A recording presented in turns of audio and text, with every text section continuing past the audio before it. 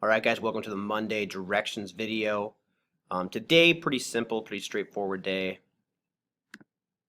What we're going to be doing is watching this Alexander the Great documentary. You guys read about him all day on Friday. So today we're just going to kind of deep dive into his story and how he kind of impacts. But for the assignment today, I'll just kind of click onto it here so we can see what's going on.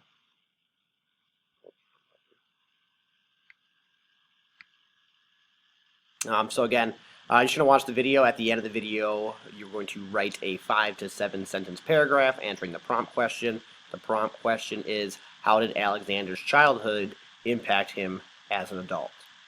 So make sure you're keeping an eye out for stuff that is happening to him or told to him when he's younger and how it will impact him as an adult.